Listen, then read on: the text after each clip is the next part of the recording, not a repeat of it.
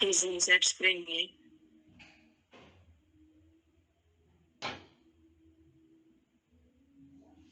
Apakah sudah terlihat di layar? Sampun Ustazah. Sudah punya nggih? Sampun ketinggal Ustazah.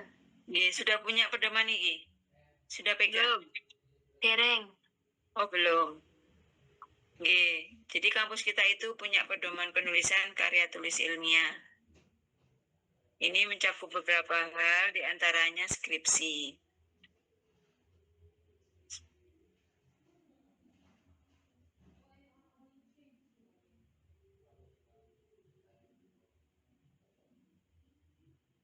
Bagaimana yang saya katakan kemarin, awalnya kita untuk UAS nanti kan rencananya artikel berupa artikel.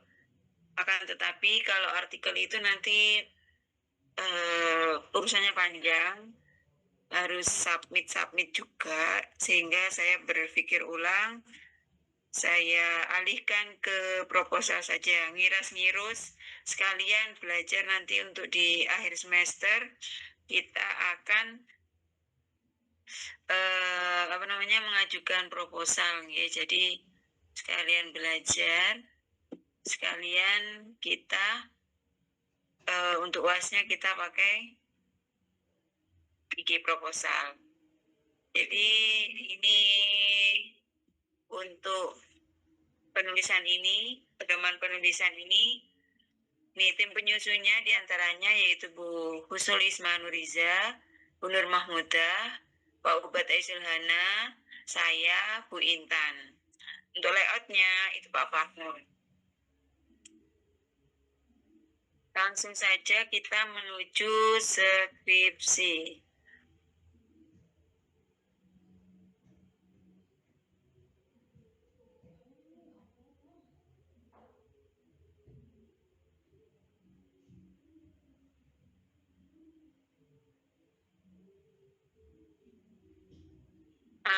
Ini perlu kita ketahui bahwa untuk mengambil tugas akhir atau skripsi itu ada beberapa persyaratan.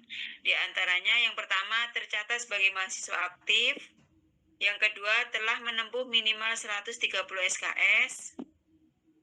Lalu lulus mata kuliah metode penelitian. Telah atau sedang menempuh KKN. Yang terakhir menyertakan 2 sertifikat. Jenengan OTW KKN kan ya? Dereng Ustazah, tesis semester 3. Oh, yang Mas Wahid ya, yang KKN itu, angkatannya Mas Wahid. Injil Ustazah. Oh iya, ini semester 3 ya. Iya sih. Nah, dalam penyusunan skripsi ini ada alurnya. Yang pertama pengajuan judul. Kepada siapa? Kepada siapa kita mengajukan judul? Ke semua dosen atau ke siapa kira-kira? Ada yang tahu? Dosen pembimbing ya Ustazah. Dosen pembimbing. Ada lagi? Yang lain? Kita mengajukan judul ke siapa?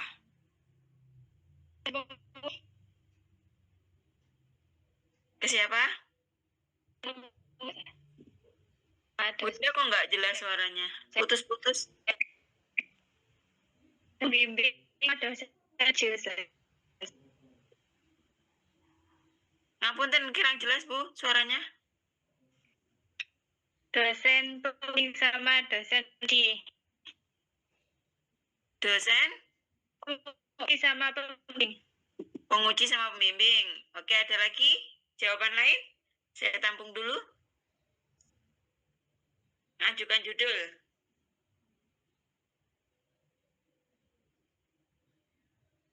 Nggak ada? Ya, untuk pengajuan judul, kita ke Kaprodi, nggih. Ke Kaprodi dulu. Nah, kalau sudah ajukan judul, nanti di ACC napa mboten sama Kaprodinya. Kalau sudah dapat ACC dari Kaprodi, nanti akan dikasih dosen pembimbing, baru dikasih dosen pembimbing. Setelah dapat dosen pembimbing, nanti baru mulai menyusun proposal.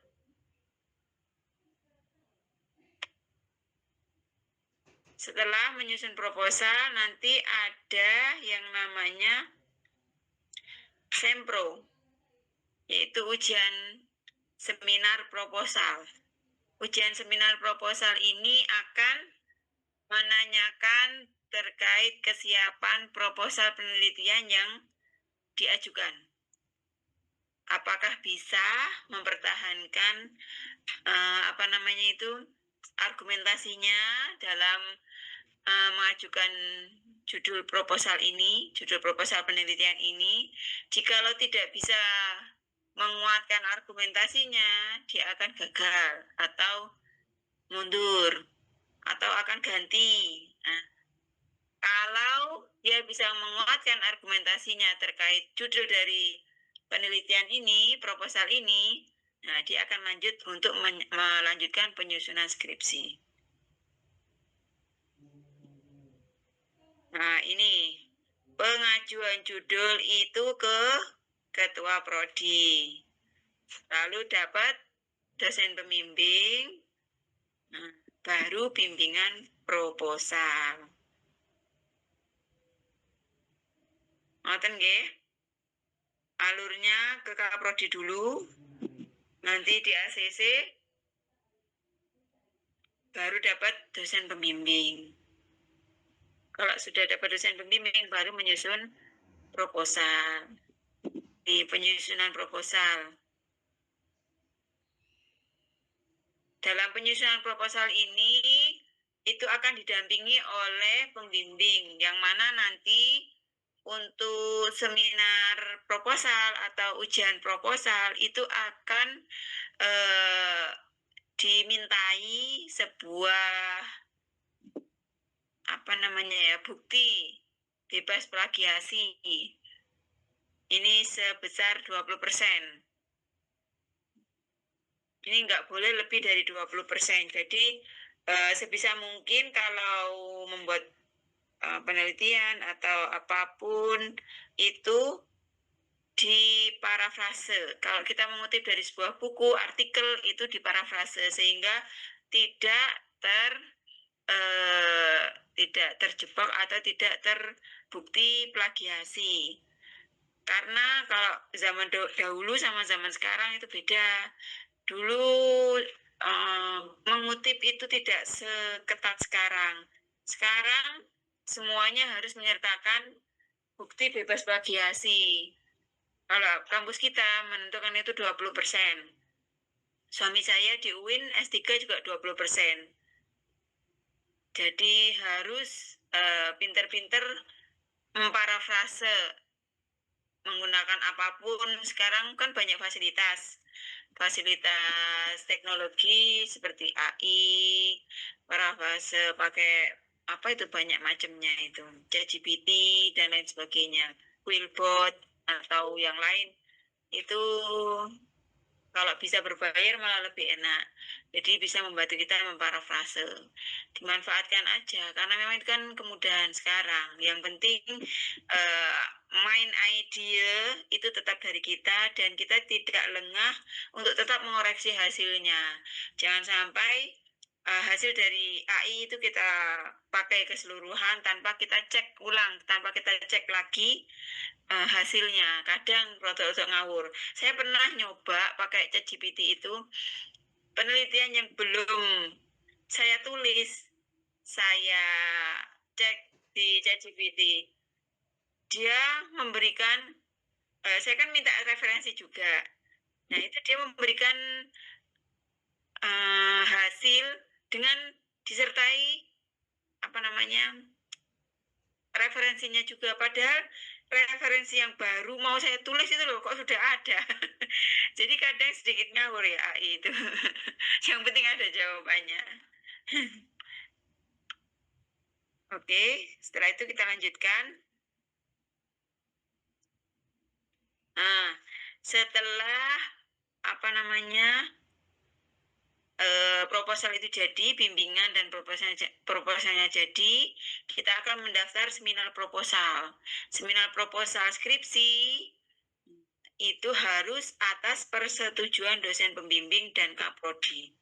Jadi tidak bisa serta-merta atau seenaknya saja kita daftar sempro tanpa persetujuan dosen pembimbing dan kaprodi. Kayaknya punya saya sudah bagus ini, jalan aja, daftar aja, wulu, gak bisa ya seperti itu, harus sepengetahuan dengan persetujuan pembimbing dan kaprodi. Setelah itu akan mendapatkan catatan dan disposisi seminar, proposal. Nah, setelah itu baru menunggu jadwal seminar proposal. Ujian proposal itu akan diuji oleh dosen-dosen kita, dosen dalam, yang nanti ngecek kelayakan judul itu sudah pernah dikaji atau belum, sudah pernah diteliti atau belum. Nah, kira-kira plagiasinya bagaimana, kekuatan argumentasinya bagaimana, seperti itu. Nah, setelah dinyatakan lulus proposal, lulus ujian seminar proposal, nanti akan dilanjutkan. Yang pastinya pasti kalau ada revisi diselesaikan dulu revisinya. Kalau untuk IAT proposal itu bab 1 nih. Kalau yang PGMI sama ekonomi syariah itu proposalnya itu biasanya sampai bab 3. Bab 1, 2, 3. Kalau kita IAT cukup bab 1 saja. Kalau sudah revisi di bab 1, sudah di ACC pembimbing, baru lanjut untuk menyusun skripsi. Untuk penyusunan skripsi ini minimal itu dilaksanakan bimbingannya itu 8 kali, nggih. Itu minimal, lebih juga boleh. Untuk pelaksanaannya bisa online, bisa offline, tergantung dosen pembimbing. Ada yang kadang minta online terus, ada yang minta offline terus, kadang ada yang mix antara offline online. Itu.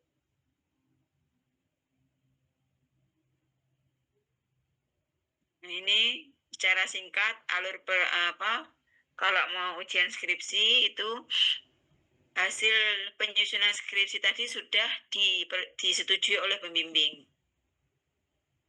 Ada kemarin kasus itu yang belum mendapatkan persetujuan pembimbing tapi sudah daftar, sehingga di cross check kembali masih banyak sekali yang harus direvisi. Ada juga kasus pas semester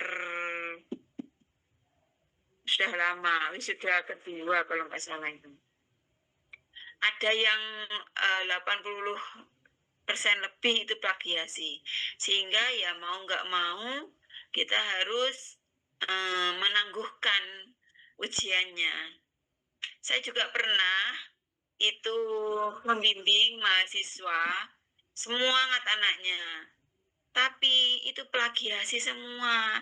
Saya cek, waduh, lah kok ini asalnya dari ketiplek dari Google semua, dan itu tidak rapi sama sekali, sehingga hari H ketika mau mendekati akhir pendaftaran ujian, saya mohon maaf, ini saya cek kembali, ternyata garapan sampean ini semuanya merujuk ke internet tanpa ada perubahan sama sekali dan tidak rapi sama sekali. Jadi garis itu ada ke depan, ke belakang gitu. Jadi ya nggak bisa saya ngasih persetujuan. Dengan berat hati saya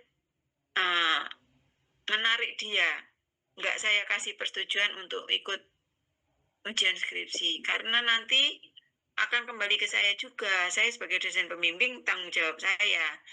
Itu plagiasinya sangat banyak sekali dan juga penyusunannya sangat tidak rapi, sehingga saya tarik kembali Saya bahkan itu permohonan pakai surat dari saya sebagai pembimbing kepada Kaprodi waktu itu untuk tidak mengikut sertakan anak tersebut dalam ujian dikarenakan plagiasinya sangat tinggi.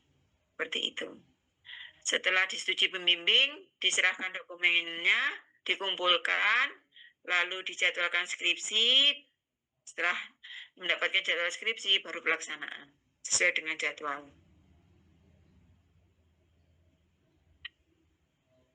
Nah, kita sekarang masuk pada proposal skripsi. Sampai di sini ada yang ingin ditanyakan?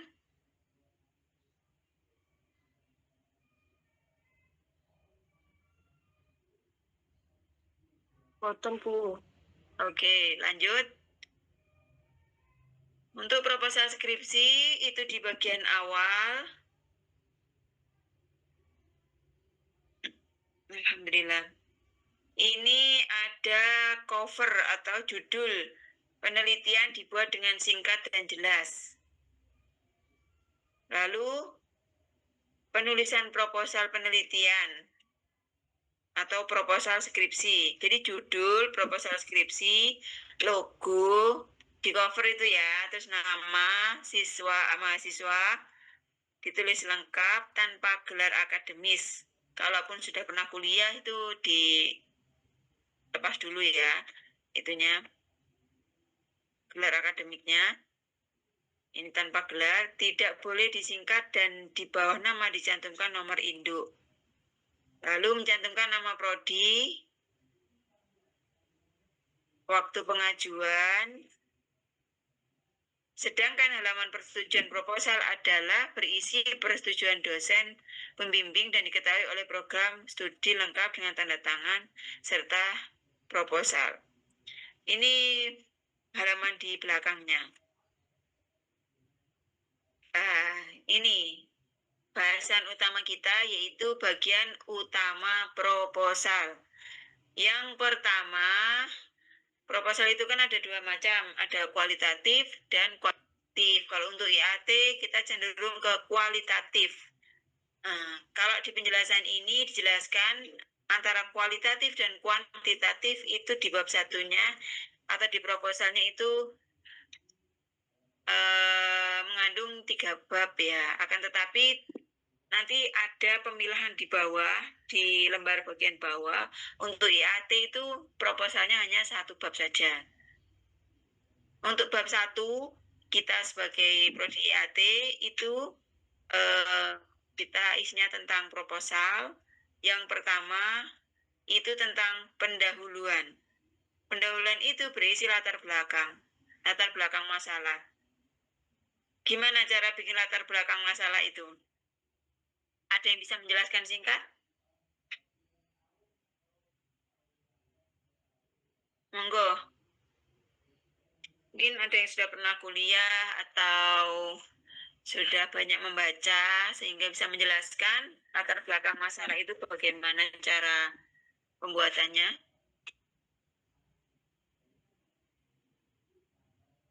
Monggo silahkan.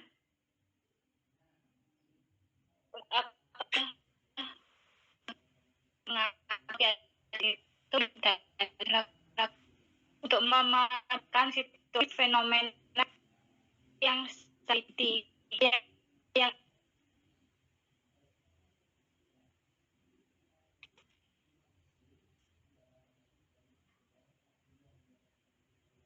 Winda suaranya putus-putus, hilang-hilang. dapat internet. Ini sebab saya untuk memaparkan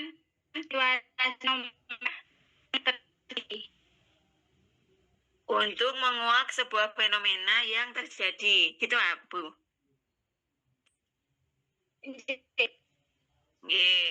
Boleh masuk. Jadi dalam latar belakang itu kita memasukkan fenomena atau permasalahan yang terjadi. Oke, bagus. Terus yang lainnya? selain menguak fenomena atau kejadian yang terjadi atau kasus yang terjadi, apalagi di dalam latar belakang itu? Monggo yang lain.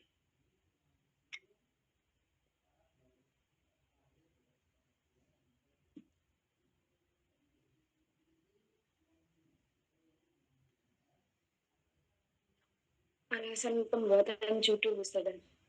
Dalam Alasan pembuatan judul. Memilih judul. alasan pembuatan judul. Oke, boleh. Alasan pembuatan judul. Boleh masuk. Di antaranya selain menguak fenomena juga di sana ada alasan kenapa kok mengangkat judul tersebut. Oke, bagus. Monggo, ada lagi?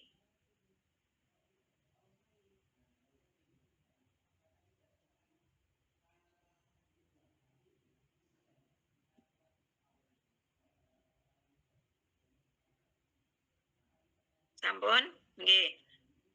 Jadi dalam latar belakang masalah itu ada dua cara untuk membuat atau meramu atau merangkai sebuah latar belakang masalah. Yang pertama, kita menggunakan induksi.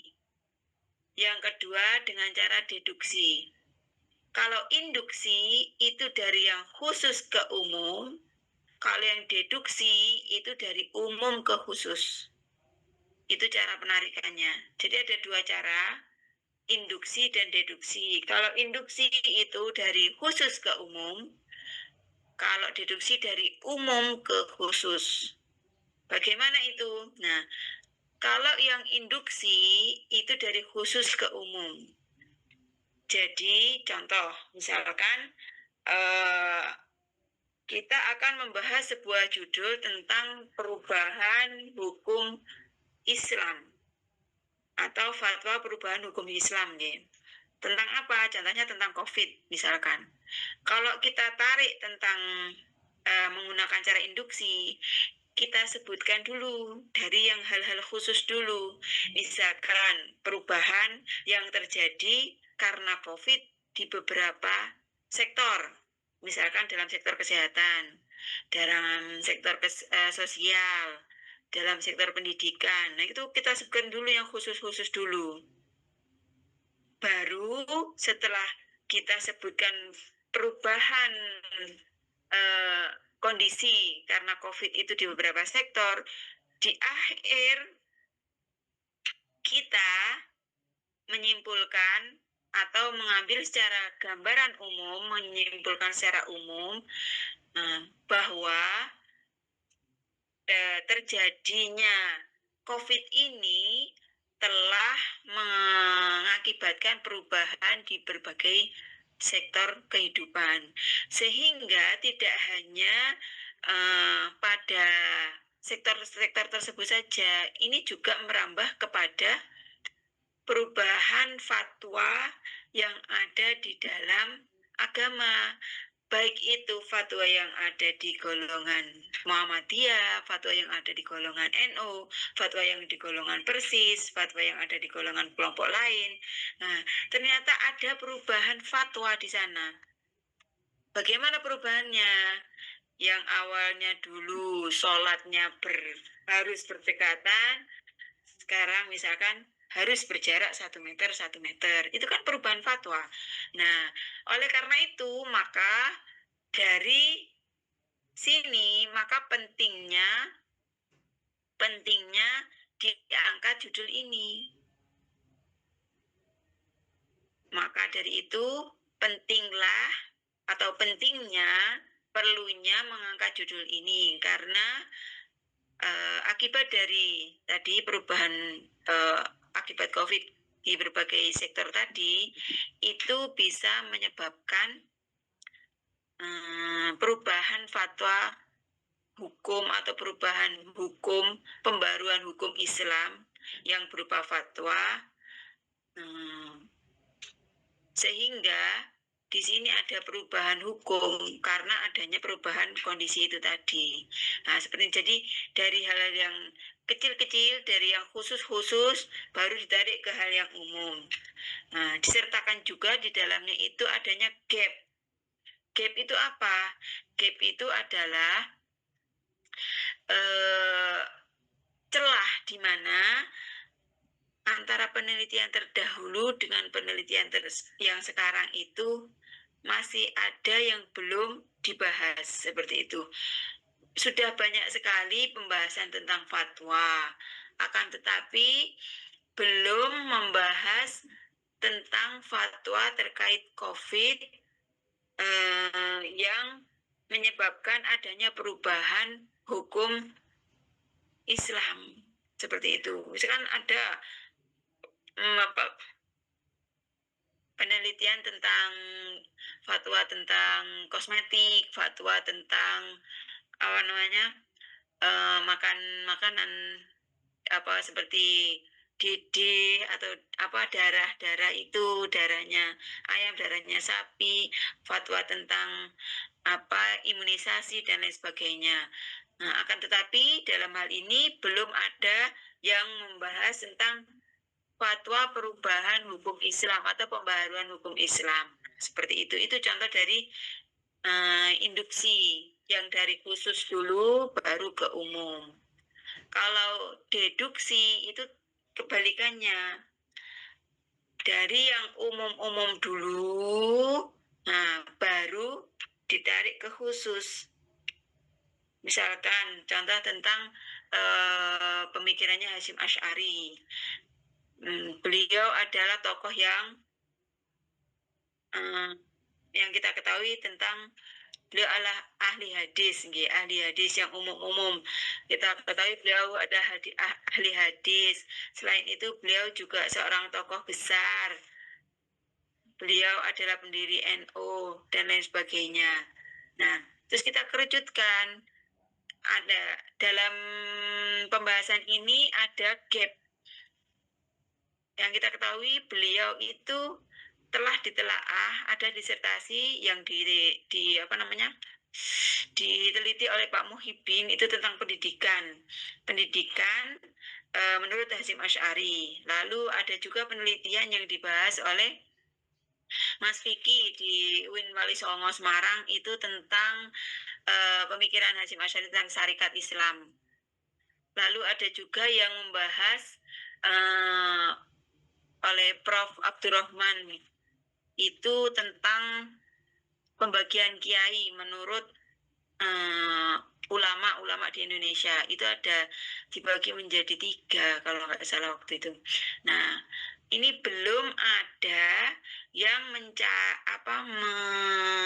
meneliti beliau tentang keilmuan beliau dalam bidang, contohnya dalam bidang fikih misalkan ya, contoh saja. Nah, seperti itu. Jadi belum ada yang meneliti dalam bidang fikih. Karena dalam bidang fikih ini beliau memiliki karya yang luar biasa. Nah, ini dikerucutkan, karya yang luar biasa yang bisa kita telaah, kita kaji sehingga kita memunculkan pemikiran fikih beliau seperti itu. Jadi kita sebutkan beliau dalam pemikiran secara umum, baru kita kerucutkan pada sebuah pemikiran tertentu yang dikaji oleh Mbak Hasyim ini, seperti itu. Tapi di dalamnya jangan lupa menyebutkan gap itu tadi, apa yang sudah diteliti dan celah mana yang bisa kita masukin untuk penelitian yang terbaru, sehingga kita bisa menemukan penelitian atau pemikiran beliau atau temuan pemikiran beliau yang baru lah, bisa dikatakan baru yang belum ditelaah oleh orang lain seperti itu. Jadi ada 2 cara, dengan cara deduksi dan induksi. Nah, untuk memaparkan permasalahan dalam latar belakang ini jangan terlalu jauh, jangan terlalu luas nariknya gitu. Ketika misalkan kita membahas tentang implikasi motivasi belajar, implikasi peran orang tua terhadap motivasi belajar gitu ya. Nah, langsung aja nariknya nggih. Apa saja motivasi belajar itu? Jangan terlalu jauh. Jangan terlalu jauh ke misalkan kita nariknya di unsur-unsur atau elemen-elemen pendukung belajar. Terus misalkan atau kita nariknya lebih jauh lagi, pembelajaran mata kuliah, mata pelajaran di sekolah, misalkan seperti itu. Jangan terlalu jauh, langsung saja permasalahannya. Untuk permasalahan motivasi belajar pada saat ini apa? Misalkan permasalahannya sangat banyak sekali anak yang malas belajar dikarenakan banyak main gadget dan lain sebagainya. Langsung to the point, jadi tidak bertele-tele. Langsung permasalahannya kita sebutkan, tidak terlalu jauh menarik permasalahan, sehingga kita tidak terjebak pada latar belakang yang terlalu bertele-tele dan juga sangat luas sekali, sehingga tidak bulat seperti itu. Setelah latar belakang,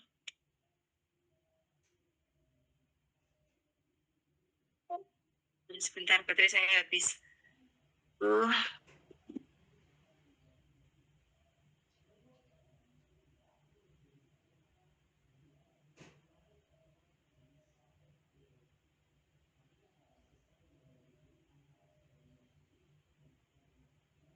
Oke, setelah latar belakang,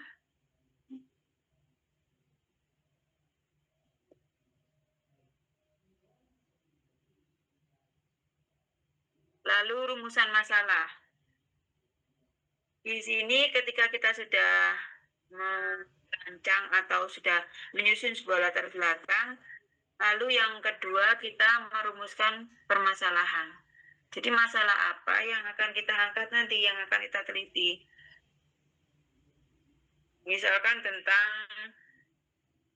tafsir penafsirannya Buya Hamka tentang pernikahan beda agama, misalkan. Nanti rumusan masalahnya, yang pertama, rumusan masalah itu berupa pertanyaan. Yang pertama, misalkan, bagaimanakah pandangan Buya Hamka tentang pernikahan beda agama di dalam tafsir, apa tafsirnya Buya Hamka? Al-Azhar. Al-Azhar, ya. Apakah atau bagaimana pendapat Buya Hamka terhadap pernikahan beda agama di dalam tafsirnya, yaitu tafsir Al-Azhar. Yang kedua, bagaimana penerapan pendapat Buya Hamka tentang pernikahan beda agama di sebuah daerah dengan, misalkan di sebuah daerah dengan penduduk yang banyak terjadi pernikahan beda agama. Disebutkan daerahnya di mana, misalkan seperti itu contohnya. Nah, itu misalkan kita mau merumuskan masalah seperti itu. Jadi di rumusan masalah ini nanti yang akan menjadi tolak ukur atau yang akan menjadi panduan kita untuk menjawab di bab 4.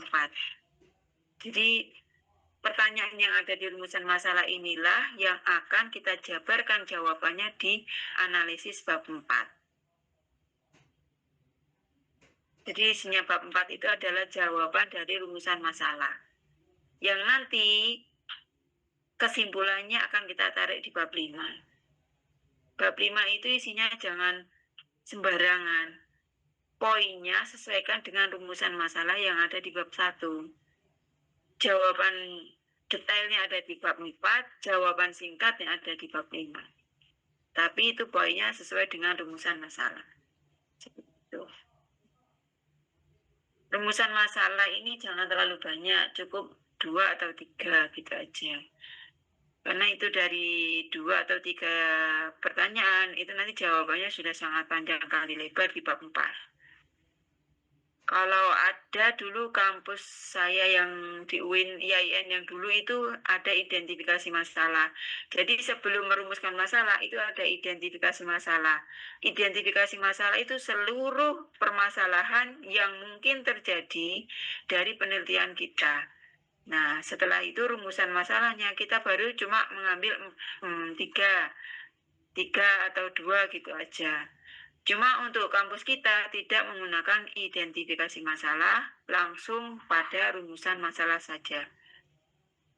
Jadi langsung lebih enak, tidak usah mencari-cari masalah. Tidak bingung mencari masalah sebanyak mungkin. Cukup tentukan 2-3 masalah yang akan dengan cari jawabannya nanti di bab 4. Rumusan masalah sudah.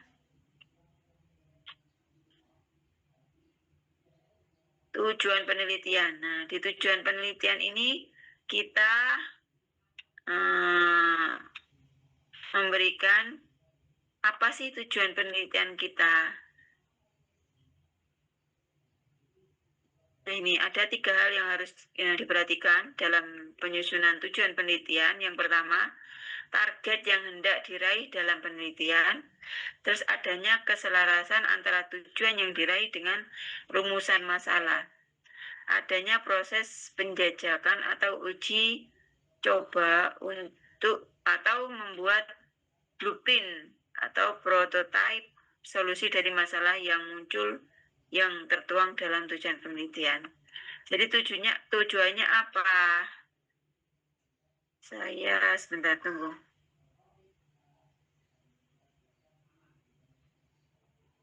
Realnya saya lihat ini.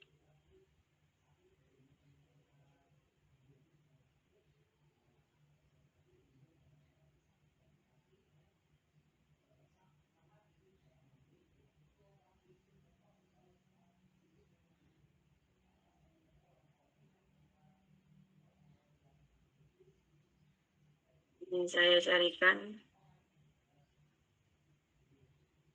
contoh real punya kakak yang baru sudah kemarin.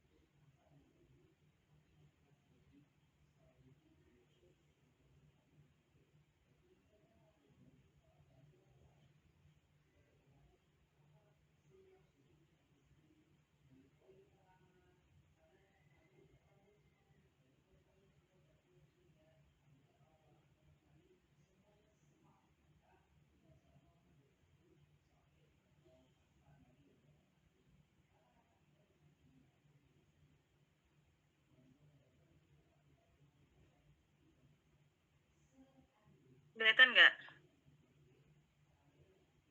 Ini ada contoh skripsi, kelihatan buatan? Buatan Ustazah. Buatan, oh okay. Saya stop dulu yang tadi.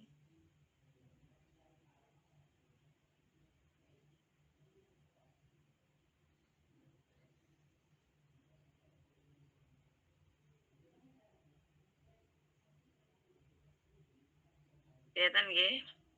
Ini yang living Quran, contoh yang living Quran.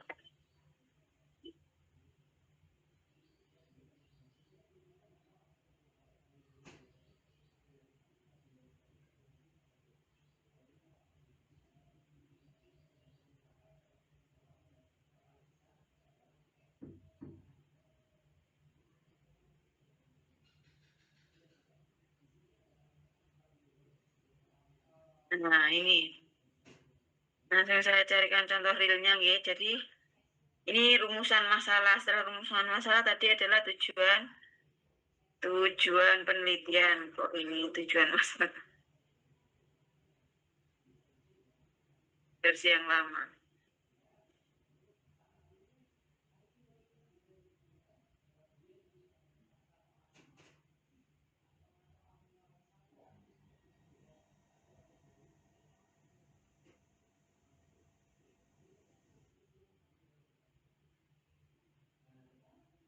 Nah, tujuan penelitian. Nah, contohnya kayak gini nih. Tujuan penelitian itu tadi mencakup ada hubungannya dengan rumusan masalah. Jadi ketika rumusan masalahnya bagaimana keistimewaan 4 kata al-faro'aitum dalam surat Al-Waqiah sebagai sarana terijabah hajat di Pondok Darul Quran International Boarding School. Nah, tujuan penelitiannya yaitu untuk mengetahui, jadi ada hubungannya dengan rumusan masalah yang sudah dituliskan di atas. Untuk mengetahui keistimewaan secara akademis itu ada hubungannya dengan rumusan masalah pertama. Jadi ketika tujuannya rumusan masalahnya 2, tujuan penelitiannya juga 2 untuk mengetahui keistimewaan 4 kata faraidun sampai akhir.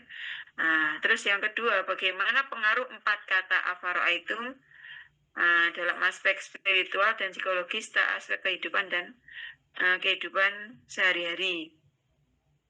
Nah, ini tujuan penelitiannya untuk mengetahui pengaruh amalan 4 kata afaraitum dalam aspek spiritual, psikologis, serta aspek kehidupan dan sehari-hari. Nonton nggih, jadi tujuannya itu disesuaikan dengan rumusan masalah itu tadi. Lalu setelah tujuan, kita melanjutkan di manfaat penelitian. Nah, manfaat penelitian itu dibagi menjadi 2, secara teoritis dan juga secara praktis. Secara teoritis itu secara teori.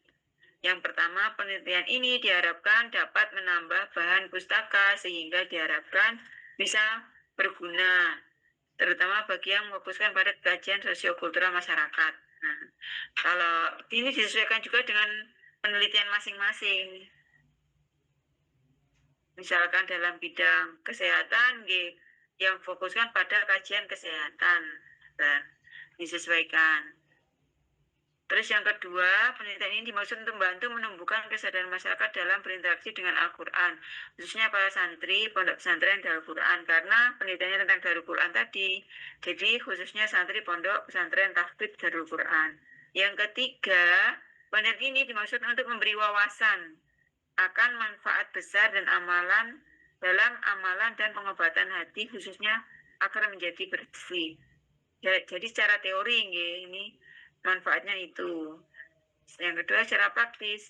Secara praktisnya, penelitian ini diharapkan mampu memberikan pengetahuan dan pengalaman bagi penulis dalam melakukan studi tentang manfaat membaca surat Al-Waqiah. Yang kedua, penelitian ini mampu mengajak masyarakat luas, terutama generasi muda, untuk terus istiqomah dalam membaca surat Al-Waqiah. Jadi bedanya kalau yang praktis ini mengajak kepada manfaatnya, mengajak pada melakukan sesuatu. Kalau yang teori tadi memberikan wawasan akan sesuatu. Setelah itu tentang definisi operasional. Definisi operasional ini biasanya kita ambil dari judul. Judul itu kita preteli, kita lepaskan kata per katanya, kita artikan, kita kasih definisi. Tadi kan tentang living Quran. Apa yang tidak diketahui tentang living Quran? Living Quran adalah bla bla bla bla bla. Nah, itu definisi operasional. Yang kedua, pengobatan. Pengobatan itu apa? Nah, misalkan pengobatan dalam aspek spiritual seperti ini, dalam aspek psikologis seperti ini. Nah, itu definisi operasionalnya. Surat Waqiah. Surat Waqiah itu apa? Surat Waqiah adalah surat ke-56 dalam Al-Quran, bla bla bla sampai akhir.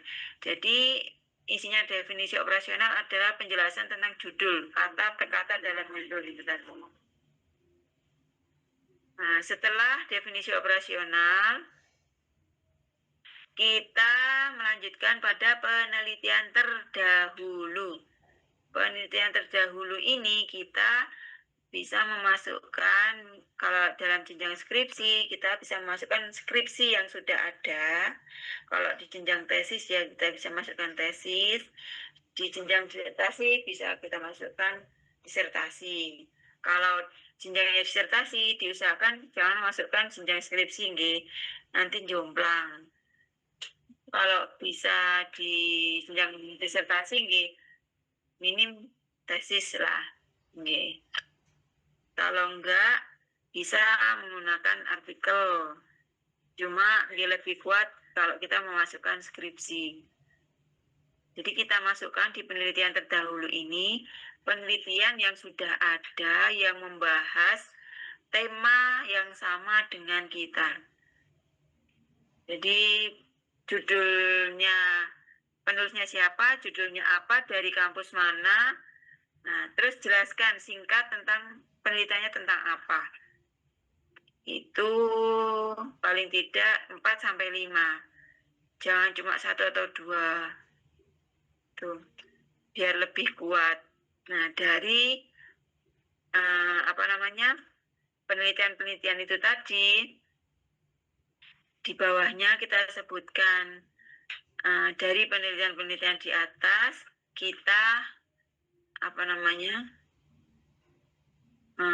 menemukan sisi bagian yang belum sama sekali tersentuh, belum sama sekali dibahas, sehingga kami perlu membahas lebih dalam untuk melengkapi pengetahuan tentang apa yang dikaji itu tadi. Nah, ini untuk IAT, metode penelitian, itu masuk di bab 1. Kalau di Ekonomi Syariah dan PGMI, metode penelitian itu ada kolom sendiri di bab 3. Jadi di bab 2-nya landasan teori, di bab 3 metode penelitian. Itu semuanya disertakan ketika ujian proposal. Itu kalau di Ekonomi Syariah dan PGMI. Kalau di IAT, landasan teori tetap ada di bab 2, metode penelitian itu masuk di bab 1. Nanti di bab 3 itu akan terisi oleh penyajian data. Penyajian data itu kalau misalkan kita membahas tentang tokoh, isinya itu biografi tokoh. Misalkan kita membahas tentang pemikiran atau tema tentang penafsiran nikah, misalkan ya, tentang nikah, pemikirannya Quraish Shihab. Nanti bab 3-nya itu biografinya Quraish Shihab. Itu dari biografi hidupnya itu mencakup kisah sejarah hidupnya, sejarah pendidikan, murid guru, karya, dan lain sebagainya, itu masuk nanti di bab 3. Itu kalau IAT, metode penelitiannya masuk di bab 1. Nah, ini kalau briefing Quran itu kan menggunakan observasi, wawancara, seperti itu, dokumentasi. Nah, dan yang terakhir itu sistematika penulisan. Nanti dijelaskan singkat di situ, bab 1 isinya apa, bab 2 itu kerangka teori, lalu bab 3 kalau di Living Quran isinya itu profil pondok pesantren. Tapi kalau di penelitian tokoh atau tema tertentu, biasanya di bab 3 itu penyajian data tentang biografi. Lalu di bab 4-nya baru analisis data. Setelah analisis data di bab 5 nanti penutup, kesimpulan, seperti itu. Sudah sampai sini? Untuk proposal bisa dipahami ya? Ada yang perlu ditanyakan? Monggo kalau ada yang ditanyakan. Saya mohon izin minum sebentar ya.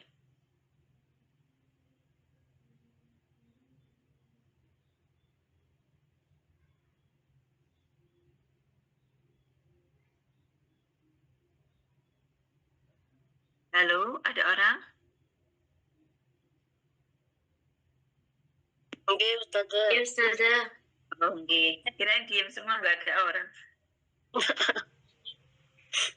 Gimana? Sampai sini bisa dipahami?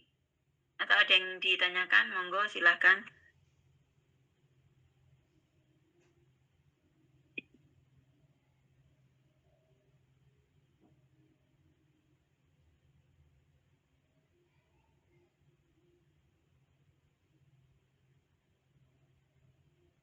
Jadi nanti untuk UAS akhir besok saya tolong dibuatkan proposal kayak tadi. Itu ada yang tanya, saya mau tanya kalau jurnal bagaimana Nggih? Apakah sama dengan skripsi? Nah, kalau jurnal itu buatan sama dengan skripsi, singkat, lebih simpel. Untuk susun kalau jurnal itu biasanya isinya itu judul, abstrak, pendahuluan. Nah, pendahuluan ini biasanya isinya tentang latar belakang, lalu metode itu biasanya hanya 1 atau 2 paragraf gitu saja metode penelitiannya. Nah, terus hasil dan penelitian itu ada di bawahnya. Langsung di bawah, di hasilnya itu langsung dibahas, dianalisis. Nah, terus baru langsung kesimpulan gitu aja. Kalau kalau artikel itu sangat lebih ringkas daripada skripsi. Kalau skripsi ini masih hanya proposal saja. Nanti kalau skripsi secara utuh, nanti halaman depan itu ada halaman cover, halaman daftar isi, ada moto, ada pengesahan, ada transliterasi, ada persetujuan pembimbing, persetujuan penguji, seperti itu juga. Itu skripsi. Nanti kalau belum punya nanti ini saya share nanti ya di grup. Nanti bisa dibaca-baca. Kalau artikel itu jauh lebih singkat, padat, jelas. Cuma bagaimana pinter kita mengolah, bagaimana informasi yang singkat itu bisa memberikan informasi yang sangat informatif lah, padat, berisi. Kalau skripsi kan paling tidak minim 60-70 skripsi halamannya itu. Kalau artikel cukup 20 halaman sudah jadi sebuah artikel. Cuma tugas saya kan hanya proposal, jadi bab 1 saja, tidak satu skripsi lengkap. Jadi tidak saya tuntut untuk melakukan sebuah pembahasan atau analisis. Hanya kalau kita pengen mengajukan sesuatu, kita bikin proposal gitu saja. Judulnya apa? Belajar bikin proposal penelitian untuk skripsi. Langkah-langkahnya itu tadi poin-poinnya. Latar belakang, rumusan masalah, tujuan, manfaat, penelitian terdahulu, metodologi, sistematika. Definisi operasional, terus penelitian terdahulu, sistematika penelitian. Sudah, itu aja. Saya rasa ini lebih gampang daripada bikin artikel.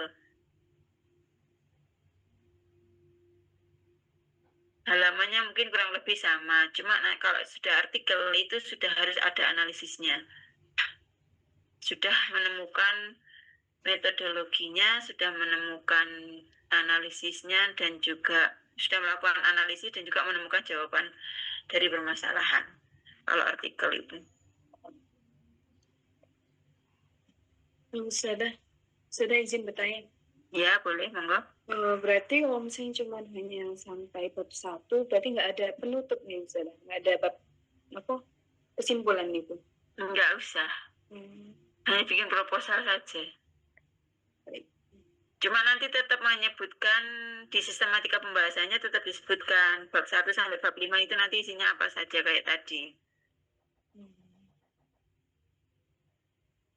Oke. Di sistematika permasalahannya tadi kan menyebutkan bab 1 isinya latar belakang, terus rumusan masalah, dan lain sebagainya sampai akhir di bab 2 kerangka teori. Nah, kerangka teori itu nanti membahas apa saja. misalkan tentang nikah, misalkan pengertian nikah, arkanun nikah, terus selain itu apa lagi? Syarat-syarat nikah, nah itu di kerangka teorinya. Terus di bab 3-nya, misalkan data tentang biografi tokoh. Tokoh siapa yang akan diangkat? Nah itu isinya tentang sejarah kehidupan Quraisy Shihab misalkan. Terus sejarah pendidikan Quraisy Shihab, muridnya Quraisy Shihab, gurunya Quraisy Shihab, terus karya-karya Quraisy Shihab. Nah itu dijelaskan secara singkat di proposal itu. Untuk sistematikanya di bagian akhir tadi setelah apa tadi metodologi ya.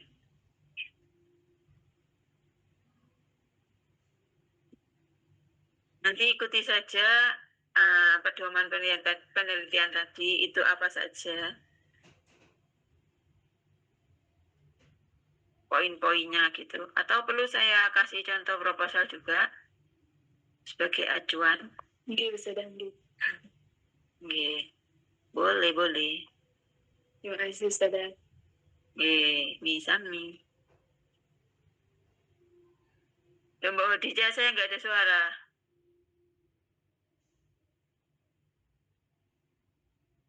Niku Ustazah, wonten yang bertanya Bapak Syaiful di kolom komentar, Ya, kritik saran penilaian tugas UTS kami kemarin pripun Ustazah? Nggih, untuk UTS nanti saya ngoreksinya biasanya sekalian sama UAS. Jadi kemarin masih saya simpan dulu. Biasanya nanti saya sekalian koreksinya bareng UAS. Saya masukkan nilainya bareng UAS.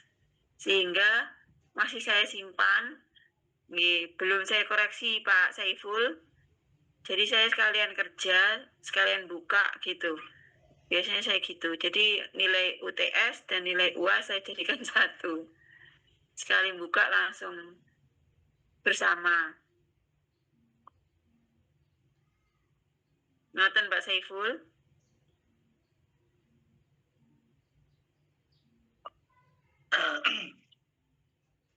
Oke Ustazah, ngapunten. Saya agak batuk-batuk. Enggak, maksud saya kan kemarin tugas UTS itu kan juga hampir sama kan ya, mengajukan judul proposal. Nah itu barangkali untuk tugas UTS apa yang kami buat kemarin ada salah atau kurang apanya, nah seperti itu Ustazah. Biar kami tidak mengulangi kesalahan. Oh, Yeah. kalau itu nggak masalah Pak Saiful, nanti koreksinya menyusul saja. Atau misalkan saya waktunya itu, biasanya saya langsung koreksi bareng. Jadi iya, saya waktunya biar sekali duduk langsung gitu. Langsung saya rekap nilai UTS sama UAS. Sehingga ya insya Allah lah kurang lebih seperti itu. Iya, Ustazah, matur suwun. Saya yaitu terkendala kemarin sakit juga. Saya jadi menggunakan trik saya yang biasanya. Saya biasanya juga kalau kelas-kelas biasanya juga saya jadikan satu koreksinya. Ketika UAS baru saya buka semuanya. Sekali buka langsung. Insya Allah bisa lah Pak Saiful ya. Kurang lebih seperti itu tadi.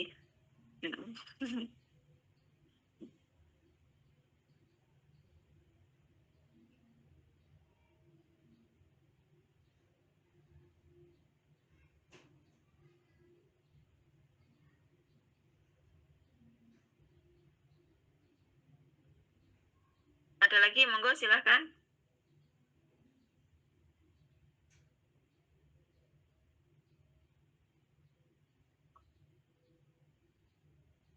Ini ada yang keluar nggak bisa masuk lagi, ini siapa ini?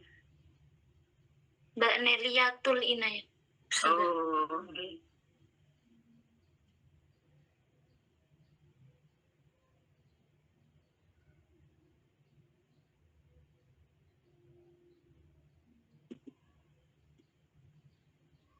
Punten Ustazah, izin bertanya.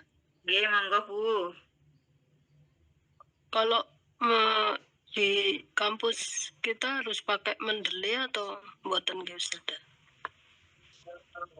Atau diwajibkan? Sebaiknya pakai Bu, karena itu sangat membantu sekali. Tidak harus Mendeley, misalkan pakai Zotero nggak apa-apa, saya pakai Zotero. Itu sangat memudahkan sekali. Jadi memang agak ribet di awal, nginput data. Kalau sudah terinput datanya, kalau lagi ngerjakan UE coba, tinggal panggil jeret gitu. Nanti untuk pembuatan daftar pustaka pun kita tinggal sambil klik, kita tinggal minum kopi, sudah rapi sendiri. Oke. Kalau kita nggak pakai Mendeley ataupun Zotero, kita sworo Bu. Sworo nanti noto apa namanya? Noto daftar pustaka di akhir itu ngurutkan sesuai dengan hurufnya. Nyusun penulis, nyusun itunya. Ribet, bisa makan waktu berjam-jam itu hanya untuk daftar pustaka. Tapi kalau sudah pakai Zotero atau Mendeley, kita paling nggak ada 5 menit Bu, langsung kita tinggal ngopi, dia nyusun sendiri, sudah nyusun sendiri.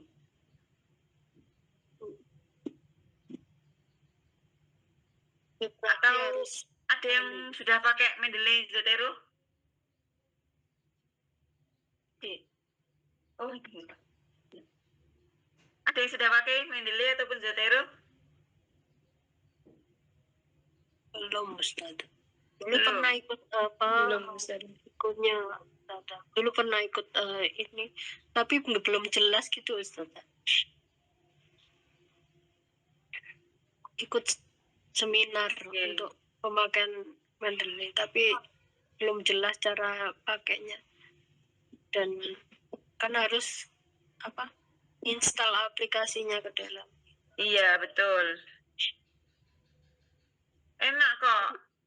Menurut jenengan gampang pakai Mendeley atau Zotero Ustaz? Karena saya pakai Zotero ya, gampangan Zotero.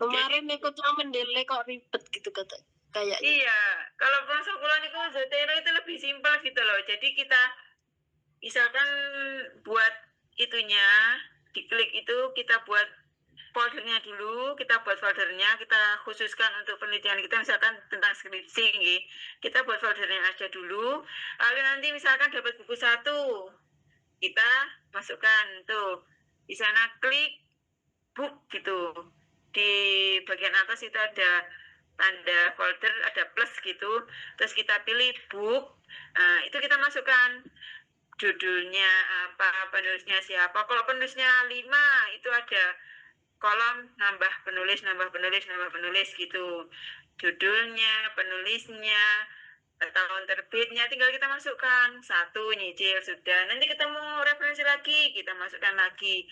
Kalau nulis nanti enak, di tengah-tengah, oh ini pakai buku itu, tinggal kita paskan saja kursornya itu di tulisannya, kita klik di atas, itu add di atas itu apa sih bahasanya, saya lupa di sana. Nah, itu tinggal diklik, nanti akan keluar garis kayak merah putih gitu. Nah, kita tulis aja salah satu kata di judulnya ataupun penulisnya, kita taruh di situ, nanti akan keluar sendiri. Tinggal kita klik, sudah jadi footnote. Enak Bu, enak sekali. Jadi footnote langsung selesai. Sudah. Atau mau belajar, tapi jangan sekarang. Monggo kalau mau belajar, kita spesikan waktu kapan.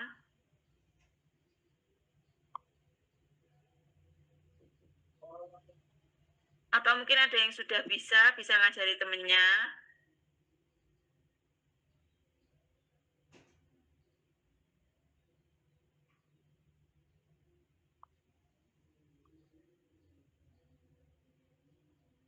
Kalau mau belajar, monggo. Harus pakai laptop atau gimana? Iya, harus pakai laptop. Nggak bisa kalau nggak pakai laptop ya.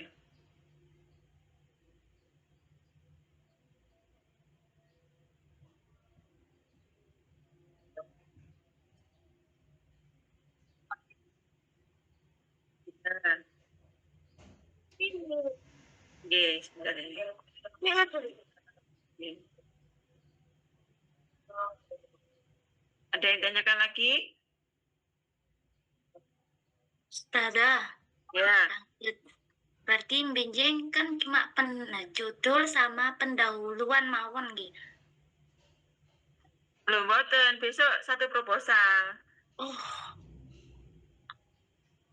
Yang saya jelaskan tadi, satu paket dari judul, pendahuluan, isinya latar belakang itu tadi, iya. rumusan masalah, tujuan penelitian, manfaat penelitian, daftar pustakanya, terus apa tadi, definisi operasional, metodologi, sama persis yang saya jelaskan tadi.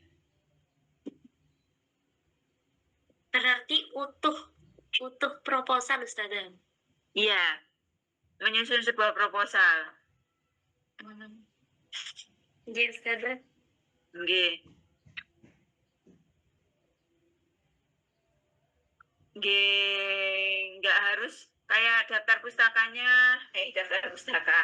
Apa itu? Penelitian terdahulu itu cukup 3 nggak apa-apa, ya jangan banyak-banyak nggak apa, cukup 3 kan masih latihan. Cukup 3. Kan manfaat tujuan penelitian itu sudah kayak rumusan, manfaat penelitian kayak rumusan, tinggal diuraikan secara teoritis dan juga secara praktis. Penelitian terdahulu kan diambil skripsi yang judulnya hampir sama, tapi bahasanya berbeda gitu.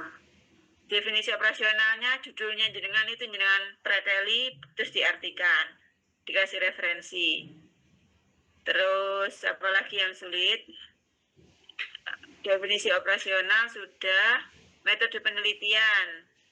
Nanti saya carikan yang buatan living, yang tadi contohnya yang living. Nanti saya carikan yang tema tafsir mawon, ya, contohnya.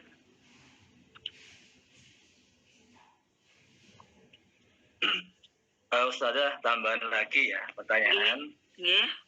Minggu depan itu kan UAS dengan mengerjakan tugas proposal tadi. Nah, Ya. setelah UAS itu kan sudah nggak ada pertemuan lagi, Ustazah. Nggih. Sudah nggak ada pertemuan, sudah libur. Nah, itu kita untuk mengetahui apa yang kita kerjakan itu sudah tepat sesuai dengan arahan jenengan itu gimana, Ustaz? Sudah benar nggak kerjaan kita itu? Hasil koreksian UAS-nya saya kembalikan nih. Saya coreti nanti. Oh, nggih. UAS-nya mawon. Nggih. Kan kembangan dari UTS kan UAS-nya itu. Jadi UAS nanti saya akan koreksi. Jadi yang belum tepat nanti saya kembalikan.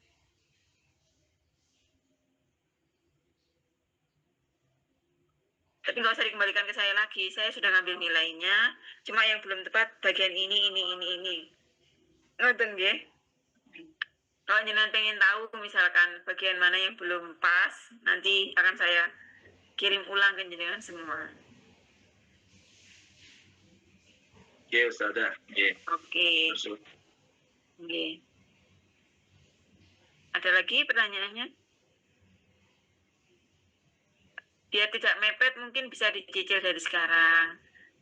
Saya kira kalau proposal itu nggak terlalu perfect banget, nggak apa-apa Pak. Yang penting main idenya di latar belakang itu sudah ketemu. Kalau rincian yang lain kan itu melengkapi kan, kayak rumusan masalah, tujuan penelitian itu kan uraian-uraian saja. Yang penting kan di latar belakang.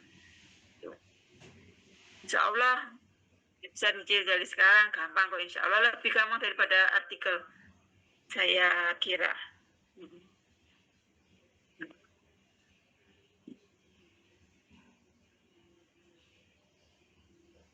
Kalau tidak ada pertanyaan lagi, mungkin saya cukupkan, nggih. Nanti misalkan toh ada pertanyaan bisa japri, tidak apa-apa. Misalkan ada yang masih bingung atau yang mengerjakan proposalnya masih bingung, nggak apa-apa, tanya aja. Bu ini gimana, nggak apa-apa. Saya welcome, silahkan tanya, nggih. Kalau memang sudah tidak ada pertanyaan, saya tutup nggih, sudah mau maghrib ini. Nah, kita tutup dengan kafaratul majlis nggih. Subhanakallahumma wa bihamdika asyhadu an la ilaha illa anta nastaghfiruka wa natubu ilaik. Mas Hafid mau ditutup itu malah dibuka open kamera. Oke, wabillahi taufiq wal hidayah wa ridho wal inayah. Wassalamualaikum warahmatullahi wabarakatuh. Waalaikumsalam warahmatullahi wabarakatuh. Matur nuwun sangat Ustazah. Oke, sami-sami. Kalau ada yang belum jelas atau bagaimana silakan WA nggih. WA aja Japri enggak apa-apa. Ya, Ustazah. Siap. Oke, mohon izin meninggalkan room. Nggih.